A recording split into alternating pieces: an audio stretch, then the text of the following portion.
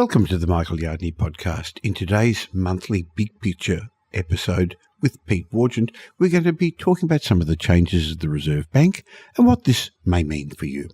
Of course, we can't go for a month without discussing the Reserve Bank's interest rate decision and what lies ahead for interest rates. And we're also going to be exploring the increase in listings of houses for sale, the slowing in growth of rentals, why the gap between houses and apartments is widening again. And we're going to look into some research that suggests that when you take transport costs into account, living in the outer suburbs may not really be cheaper than living in the inner or middle ring suburbs. So whether you're a seasoned investor or just starting out in your property investment journey, you won't want to miss this episode. So join us for the next half an hour or so as we explore the factors that could potentially influence the future direction of Australia's property markets. Welcome to the Michael Yardney podcast, where twice each week you will learn a number of new ideas regarding success, property investment and money in around 30 minutes. Our show is brought to you by Metropole, who specialise in helping you grow, protect and pass on your wealth through strategic property and wealth advice. Now here's your host, Michael Yardney, Australia's authority in wealth creation through property, who has been voted one of Australia's top 50 most influential thought leaders. In these regular Big Picture podcasts, Pete Wargent and I discuss the macroeconomic, the big picture factors affecting our economy and our property markets, and boys, a lot happened since our chat about a month ago. I'm delighted to have Pete Wargent join us again as one of Australia's most respected financial analysts and commentators. Pete brings his invaluable expertise to help us navigate through these ever-changing landscapes of the Australian property market. Hi, Pete. G'day, Michael. Lots has happened since we last spoke, so looking forward to running through it. Well, Pete, we normally have a chat about the Reserve Bank early in each show, and it's old news the Reserve Bank's interest rates were steady in July. Maybe we should have a quick talk about that before we talk about the even bigger changes at the Reserve Bank. And look, it now seems unanimous that there's probably not going to be many more rate hikes. Things are changing with inflation overseas, and there's a new head of the Reserve Bank. Since the last rate hike, though, a lot of economists seem to have been changing their forecasts. What are your thoughts about interest rates ahead? Well, it's clear that monetary policy is clearly in contractionary territory where it is, and you can see from things like consumer spending, some of those indicators that the banks put out there, retail spending slowing, consumer spending, it's well down on a year ago now. I think what's changed a little bit since we last spoke is the global outlook. So US inflation is now under 3%, which when you think a year ago we were tracking around, in the low nines, that's an incredible improvement. Producer price inflation figures in the US, which might be a sort of foretaste of what's to come, well, that's actually dead flat over the year. And we also had some figures out of China, 0% inflation over the years for China, and also producer prices deeply negative in China. So I think just globally the outlook is shifting. I think people are realizing that the inflationary risks are ebbing away. In Australia, we're a bit further behind on that curve, though. We didn't reopen the international borders till February 2022. I think it's quite clear inflation peaked in Australia late last year, and the monthly inflation figures have slowed down a lot, but the official inflation figures for the June quarter won't be out till later in the month, so there'll be a lot of interest in those. I think if you look at where markets are pricing, terminal rate, as we sit here today, 4.4%, so that kind of suggests one more hike and then done. Some banks are talking about an extended pause in the peak of the cycle. Others think we might have another rate hike, but as you said, I think we're getting close to the top. Well, ANZ Bank recently came out and said there's not going to be another rate rise. We'll see what's going on. But there's also been other changes at the Reserve Bank, and Reserve Bank Governor Philip Lowe, well, let's be polite, he was sacked. His term wasn't renewed, and Australia's new Reserve Bank Governor Michelle Bullock is currently the Deputy Governor. She's going to take office in September at a time when, I guess, as we've just said, much of the bank's work in fighting inflation will have been done. Her new job's going to be to focus on the way the Reserve Bank operates. There was a review a couple of months ago about it. Now, she's a 38-year veteran of the bank, so some would say, well, she's just another insider. What are your thoughts? Yes, I mean, to some level, it was probably a political change or seen to be making a change. Well, obviously, Australia's had a cost of living crisis, but that's not unique to Australia. If you look all around the world, countries have experienced inflation, a lot of it related to the lockdowns and supply chain issues. So seen to be making a change. But as you mentioned, they didn't go for a significant reform by bringing somebody in from overseas. As you said, Michelle Bullock is an insider, 4 decades of experience as a central banker. So that suggests more continuity rather than major reform. We will see some reform, of course. I think going forward, 8 meetings instead of 11, which is probably a good move. But actually, if you look at market reaction, not very much. Actually, the terminal rate has come down a little bit, some way lower than it was a few weeks ago. But there was no major shift in market pricing or anything like that, which suggests continuity rather than a big shake-up. And generally, financial markets were like that, a solid choice, safe pair of hands and so on. Well, there was some grubby journalism that came out as soon as she was announced, talking about what her asset base is. Now, I don't know what Philip Lowe owns, but if you earn $1 million a year, as he apparently does, he can't spend it all, so I'm sure he's got investments as well. But Michelle Bullock's property portfolio was put out on show by the media. That doesn't bother me that they're investing. I guess in some ways they understand how the real market works. Yes, it was always going to be a good news story, wasn't it? But it's to be expected. For somebody who's had 4 decades of experience as a central banker, they're going to have some assets. I don't think it's going to have any impact at all on monetary policy. But of course, it makes for good news copy. So I guess with freedom of information requests and disclosures these days, it's probably going to be a recurring story, but probably not too much of an impact on what actually happens in the market. The other thing that's been hitting the news recently is the fact that there's a few more properties on the market.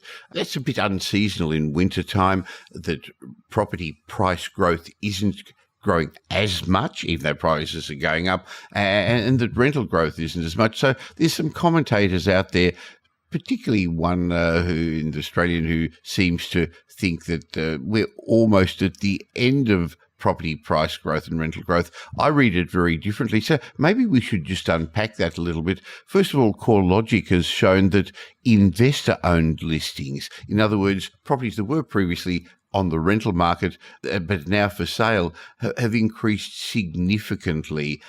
In Sydney, it's ballooned to 39.8% of all the properties on the market. If you break it down in the city of Sydney, it's over 50% of the properties on the market. Seems like some investors are getting out at the moment, Pete. Yeah, so this is a really interesting counter-seasonal trend. Normally, you wouldn't expect to see listings rising at this time of year. It would normally be as you go into the spring selling season. So this is pretty unusual and counter-seasonal. Now, it's only 1 month of figures, but new listings were up nearly 10%, 9.9%. But CoreLogic did make a sort of counterpoint, and that is that the total listings on the market, especially in the capital cities, is still 28.7% below the 5-year average. So at the moment, it's not moved the needle. It's a pretty interesting story, though, because we haven't had new listings rising like this for such a long time. We got some more granular information from Kent Lardner of Suburb Trends. And Kent, good friend of the show, and always great to get his insights. Now, Kent showed that the big increase in listings was driven by Perth and Western Australia, which makes sense. The market's been stronger over there after a decade of underperformance, so some investors getting out. Also Adelaide, but lots of markets around Queensland, Logan, Mackay, Gold Coast, Sunshine Coast, Toowoomba. So not so much in the capital cities. And actually, if you look in blue chip Sydney and Melbourne, declining listings, eastern suburbs, inner west, northern beaches. So as usual, it's not just a one-size-fits-all picture, and actually some parts of the market are seeing rising listings, largely WA, South Australia and regional Queensland, but actually Sydney and Melbourne, not so much. Well, and also, if you look at the sort of properties currently on the market, there's a lack of good quality properties. I don't know, we recently spoke, you run a buyer's agency, and as part of Metropole Services, we have a buyer's agency as well. And there's really a lack of good quality properties on the market. And those that do come on, A-grade homes, investment-grade properties are being snapped up. So I'm not sure if this is investors selling up because the market has moved a bit, and on that basis, hey, I'm going to take advantage of it, or whether it's because they're running into some financial problems. I'm sure some investors who did buy in these areas are having some challenges as interest rates have gone up. But it seems that in those what we'd be calling secondary locations, and where you and I wouldn't be recommending, Ipswich and Logan in southeast Queensland, actually posted the sharpest increase in listings in the 4 weeks to July 9th, according to CoreLogic, an increase of 134% and 70%, huge increase in numbers. That's not going to be good for those local markets.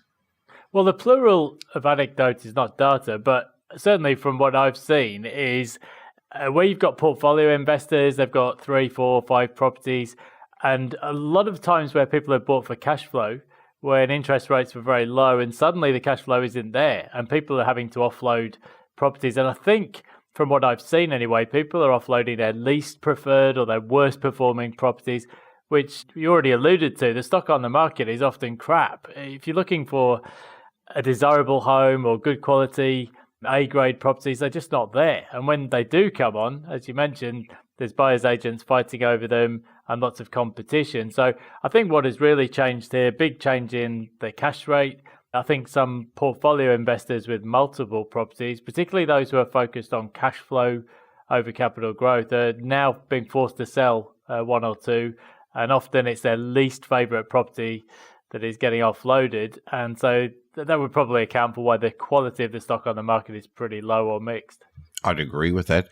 Now, at the same time, property price growth has slowed. Now, it depends whose figures you look at, but early this year, Sydney bottomed first and has risen considerably, according to CoreLogic, 5.9% over the year to date. And then over the last week or two, it's not growing as strongly. There was an article in the Australian the other day saying, this is now maybe a double dip, a drop in property values, because the Sydney property market only rose 0.3% over the last week. Combined averages only grew 0.2%. That's over a week, and it was over the holiday period. But even if you do multiply that by 4, it's 1% a month. We shouldn't be at this early stage in the cycle getting 10, 12% property growth over a year. That's not normally the way the market works.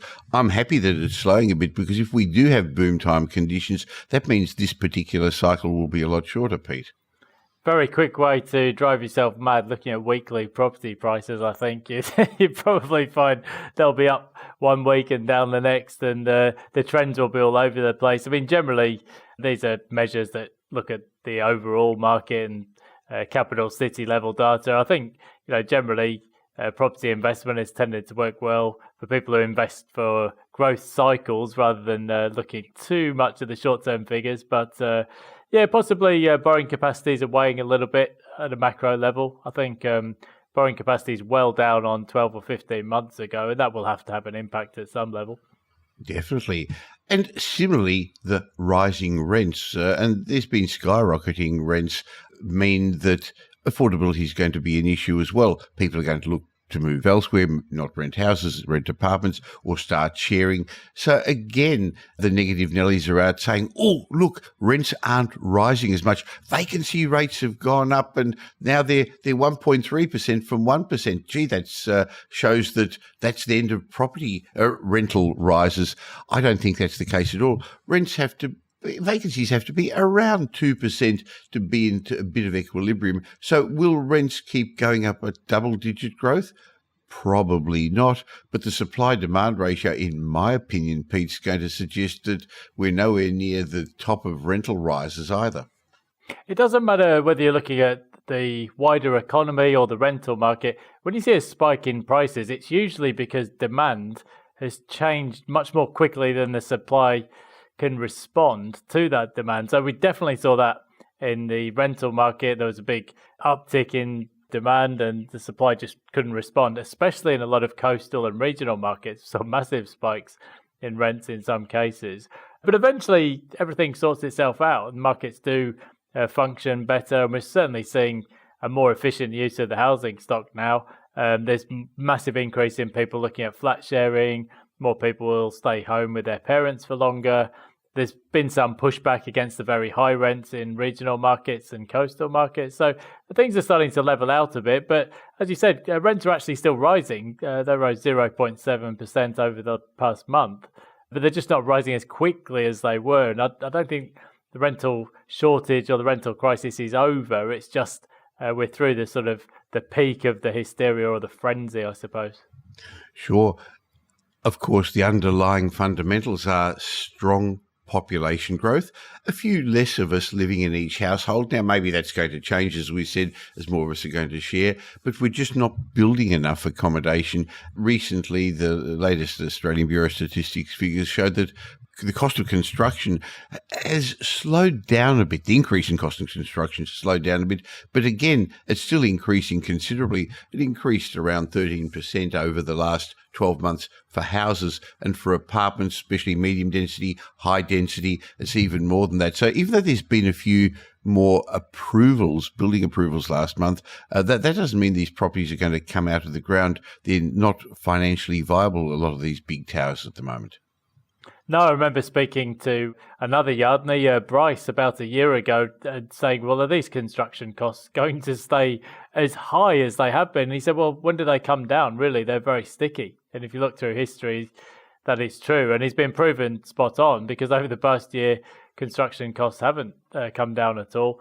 Now, the most recent quarterly figures show that they've definitely slowed. And that's really good news, because I think developers and builders, they really need some more certainty. There's been so many insolvencies over the past 12 months.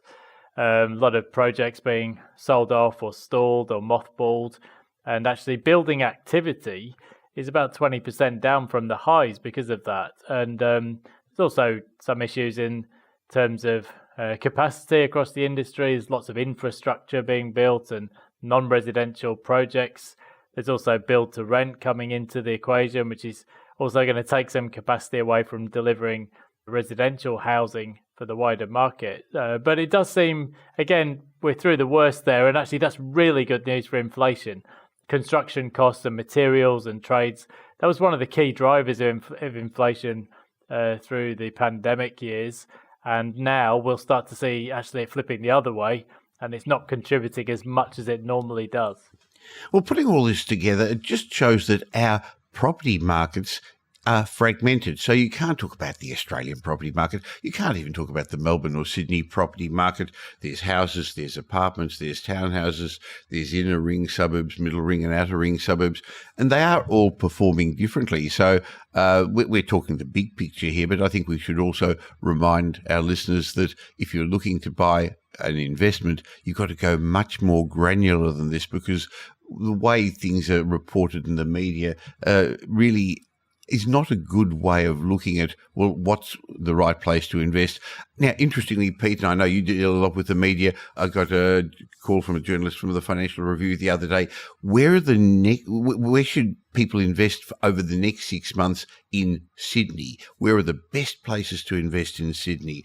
And I'm not sure she liked my response, because I said, that's not the way to look at it. Now, I'm sure she was given a brief and she had to come up with the 6 hotspots for Sydney. But I know you and I look at, again, going back to the big picture and where things are going to be in the long term, and not to make 30-year investment decisions on what's going to happen in the next 30 days or even the next 6 months.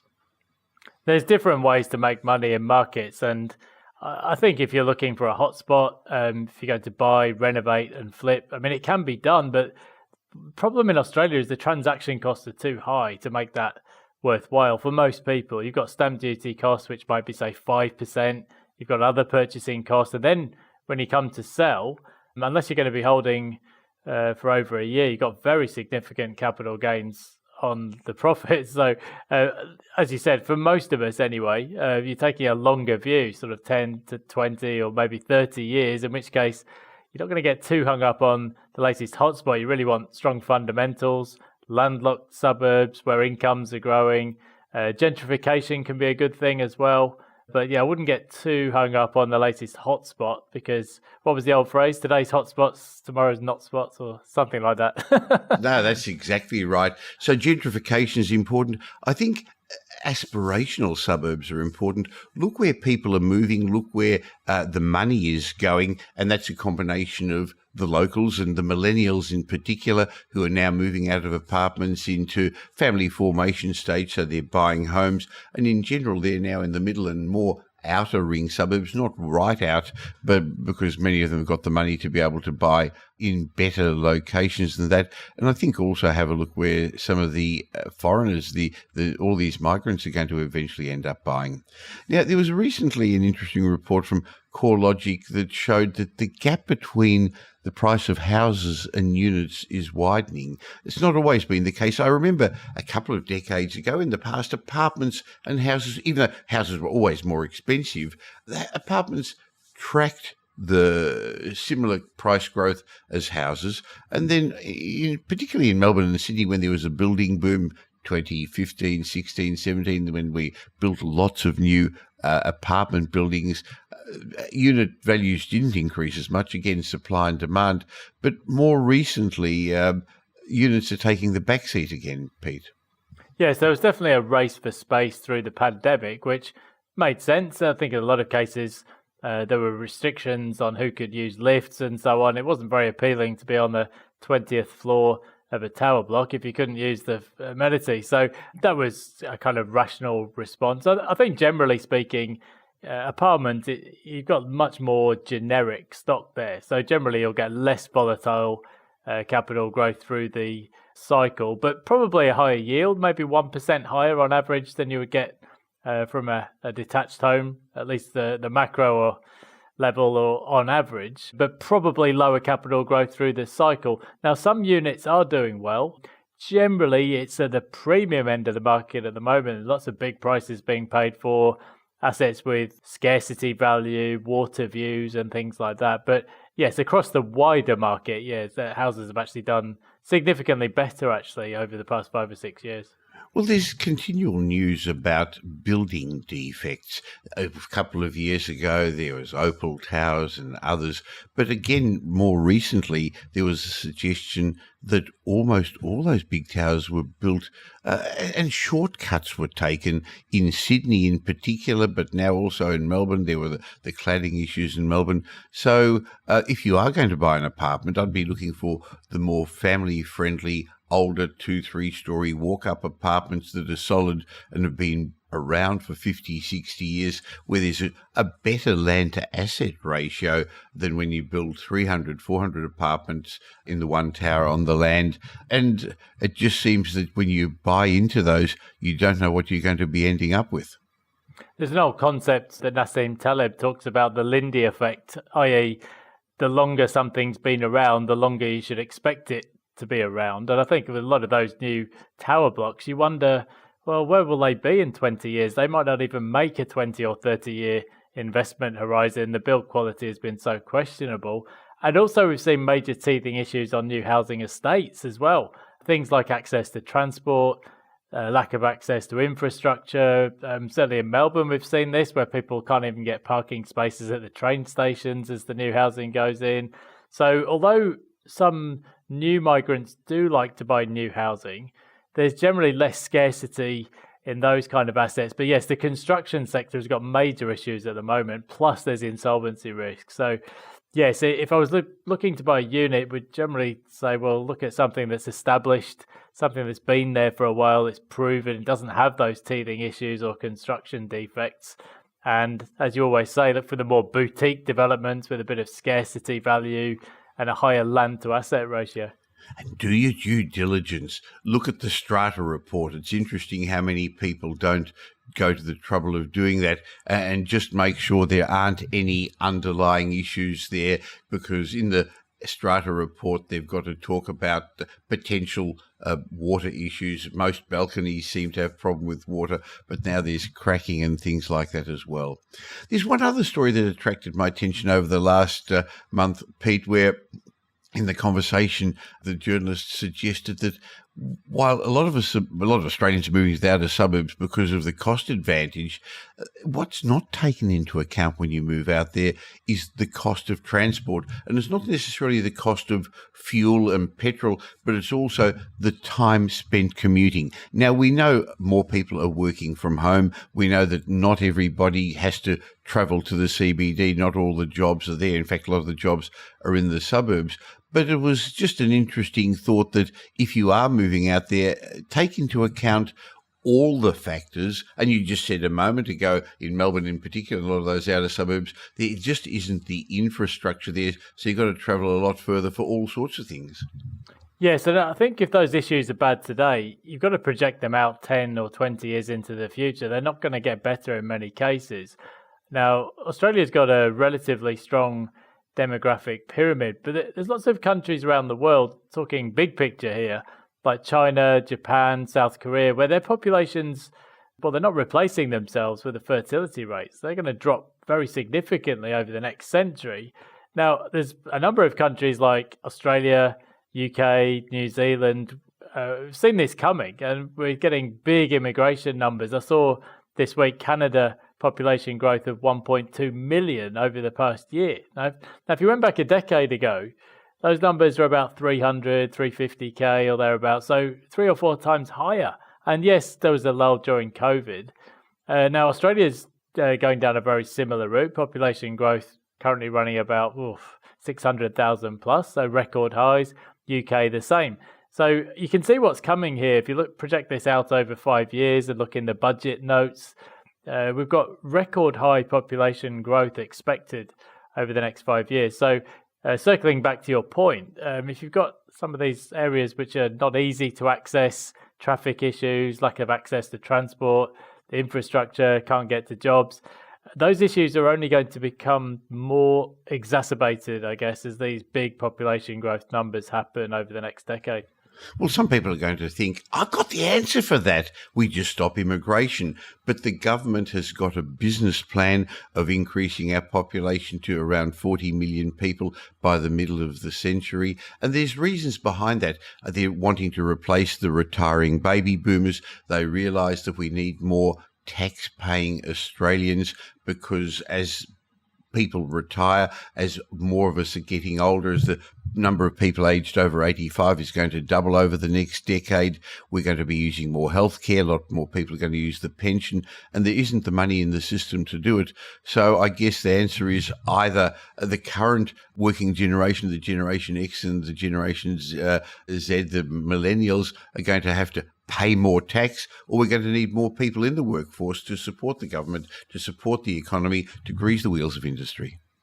The intergenerational report makes this point every time it's released, every couple of years or so, that new migrants, well, they do help to slow the aging of the population. They generally are more likely to be employed, so they pay a lot of tax over their lifetimes. I'm a good example of that, somebody's paid more than enough tax over my adult life in Australia, but even though I was born overseas, yes, the population pyramid tends to benefit from immigration. At the moment, Australia's got near record student visa issuance, and I guess that's one of the contentious issues because the IPA said this week that 70% of new housing is being taken up by international students. Whether or not that's substantiated, I'm not sure, but yeah, I think there's definitely a push to bring in younger new Australians, so under the age of 30, so people who will pay tax and work for a very long time. It helps with the dependency ratio, and as you said, it is the plan. If you look at the population projections for Australia over the decades ahead, they're huge. So not popular with everyone, but that certainly seems to be a bipartisan strategy at the moment. It does, and it's a very efficient way of doing things. So people like you and your wife who came at the age you did, the Australian government didn't have to pay for your schools, for your kindergarten, for your broken arms. You came in and you started working and paying tax straight away, and you're going to be doing that for many years before you start going on the pension and being self-funded. That's not going to happen for you. So it's the way that this country works. We've grown on migrants.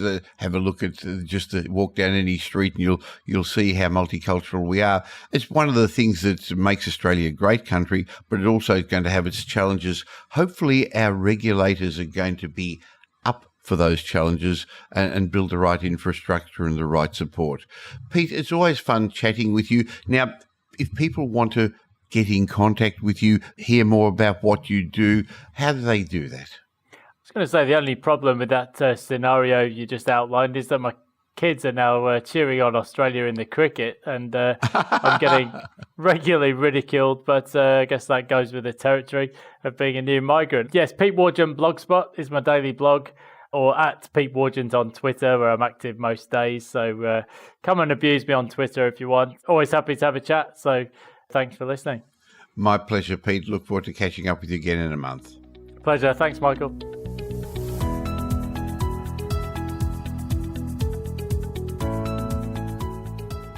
I hope you enjoyed my chat with Pete. Our monthly Big Picture podcasts are the most popular of all the podcasts. We get tons more downloads of these each month. But if you're not a regular subscriber to this podcast and you've enjoyed the information you've got, please stop for a sec before I share my mindset message with you and subscribe or follow on whatever podcast app you're listening to this, so you get our show twice a week, and once a month you'll hear Pete Wargent. Now, clearly the markets have turned, and that's the sort of discussion Pete and I just had. Boy, was some interesting information there, wasn't it? I liked the thoughts of Simon Kirstenmacher, why the Reserve Bank is going to have difficulty bringing inflation down. So I think we've got a plan that interest rates are going to remain higher for a bit longer than some of us would hope, and that inflation is going to be sticky for a while as well. But I've been around for a long time, and I've invested in times of strong inflation. And as you can see from the results and what's happening to the market, the property markets are just moving on. They're taking it in their stride. In fact, I've had, I think, the biggest capital growth over the years that inflation was high in the past. So, as I've suggested in the past, I'm not that worried about inflation. I've got a plan. I've got a framework that has got me through challenging times before, and we help our clients with. So clearly the market has turned. But if you want to understand how to invest in these times, why not have a chat with my team at Metropole? Go to metropole.com.au and have an obligation-free clarity consultation with one of our property strategists to discuss your goals, to discuss your options. I don't know you. I don't know what your needs are. I don't know whether you should be doing anything at all. But we're much more than just ordinary buyer's agents. We help our clients safely create intergenerational wealth through property.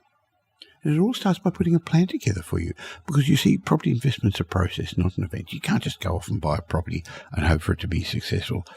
But formulating a plan and getting the right advice, I think, is more critical now at this stage of the property cycle than ever. It's always important. So why not have a chat with my team at Metropole, metropole.com.au. And by the way, we don't have any properties for sale, but we offer strategic advice, we give you direction, results and certainty, and we help our clients safely outperform the market averages.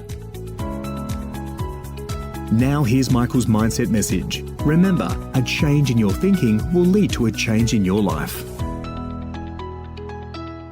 In today's Mindset Moment, I'd like to talk about 7 things you can't control. Now, this came from a blog I read recently, and I'll give you the list that the blogger came up with, and I'll give you some of my thoughts. But currently, a lot of people are feeling stressed, they're feeling worried, they're feeling nervous, because there's lots of things out of their control that are going a little bit haywire, aren't they? And I'm sure you've heard it said that it's better to control the things you can control, worry about the things you can control, and don't spend too much time worrying about things that are out of your control, because you can't do anything about them anyway, can you? Well, with that in mind, let's have a look at this list of 7 things you can't control that I just recently read, and I'll give you some thoughts. The first one was time, and I guess that's interesting. You can't control time, and I guess one day you're going to wake up and realise there just isn't enough of it left. So I guess my suggestion is don't waste your energy and time on things that are not worthwhile, that are not going to get you to where you want to go, or on forced interactions with people that you don't like. Be selective what you do with time, because you can regain your money, but you can't regain your time. The other thing on this list of 7 things that I just recently read was other people's reactions. You can't control other people's reactions. And they're right there. I guess my thought would be never trade your own authenticity for approval of other people. Try to make everybody happy. Well, that's a soul-draining exercise. It's going to leave you feeling empty. So instead, invest your energy and your time, like we said in point 1, in people who do matter to you. The third thing on this list of 7 things you can't control is being richer than somebody else. I guess the author was saying something along the lines of, you're never going to be satisfied if you've got more money, because money on its own is worthless. So you can't control how much richer or less rich you are than other people. Having money is only valuable because it can help you get something you want. Money is meant to be exchanged, so use it to connect with people and invest in experiences that you're going to enjoy. Of course, you've heard me say before that true wealth has nothing to do with money. You need your health, you need time, you need people around you to love you and appreciate you and somebody for you to love. You need to be able to grow, you need to be able to give back to the community. So, no, you can't control your wealth compared to other people. And by the way, don't compare yourself with other people, because the things you see on Instagram and Facebook aren't real. You're seeing the show reels like they do in the movies, not all the bits on the cutting room floor. The fourth thing you can't control, this list said, was you can't expect there to be a day when those who've hurt you suddenly show up and apologise. Now, that's a good one, because I know a lot of us do hold on to anger, but all it does is it prolongs your own pain, it prolongs your own unhappiness. So learn to forgive, because you deserve the peace, not them. Just leave them alone and move on. The fifth thing you can't control is overthinking, because sometimes when you do think too much, you can create problems that aren't even there. So that was on this blogger's list of things you can't control. I think you should control it. You shouldn't be overthinking. Focus your imagination on things that are brilliant, that make you feel good, not on all the problems and the challenges that are there. But I do agree that the sixth thing on his list, the world around you, you can't control that. Now, I know when I was young, I wanted to change the world. I had all these ideas and ambitions. And then I realised the world changed when I did. And the last of the 7 things on this list of things you can't control is your past. You can't restart the next chapter of your life if you keep reading the last old one. No matter how dirty your past is, your future is spotless. So thank your past for all the lessons it's given you, acknowledge how it's strengthened you, and then move on with your life. So there you go. 7 things you can't control, so don't worry about them, and move on and take control of the things that are under your influence.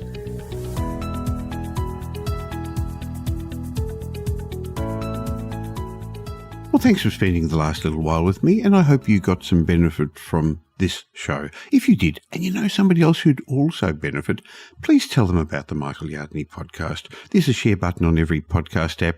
On Apple Podcasts, there's 3 little buttons down the bottom. Press it and share it, or just tell them about the Michael Yardney podcast.